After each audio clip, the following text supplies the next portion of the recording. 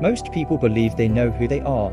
They can describe their personality, their values, their intentions. But according to Carl Jung, that's only a small part of the picture, because beneath the conscious mind, there is another layer, hidden, unseen, but incredibly powerful. Jung called this the unconscious, and within it lies something even more important, the shadow. The shadow is everything you reject about yourself, traits you deny, emotions you suppress, impulses you don't want to admit.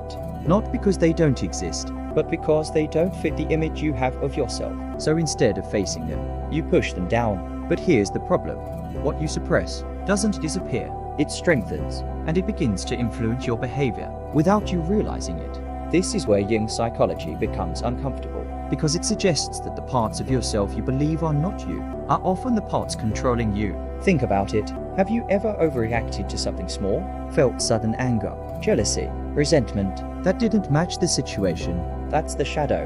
Jung believed that until you make the unconscious conscious, it will direct your life, and you will call it fate. Let that sink in, because this is not abstract philosophy. This is everyday life. People repeat the same patterns and blame bad luck. The shadow doesn't just show up as emotion. It shows up in projection. You see in others what you refuse to see in yourself. What triggers you, reveals you. Not always, but often. They stay focused outward, blaming, judging, reacting. But Jung's work points inward. The shadow is not just negative. It also contains potential, strength, creativity, confidence, drive. But you may have buried those too. Jung called this process integration. Not removing the shadow, not eliminating it, but acknowledging it, understanding it, and bringing it into awareness. This is where real psychological strength comes from. Not from pretending to be perfect, but from understanding your imperfections, honestly, without denial. It requires something most people avoid: self-confrontation. You have to be willing to see parts of yourself that make you uncomfortable. Whether you call it the shadow, or conditioning, or ego, the principle is the same.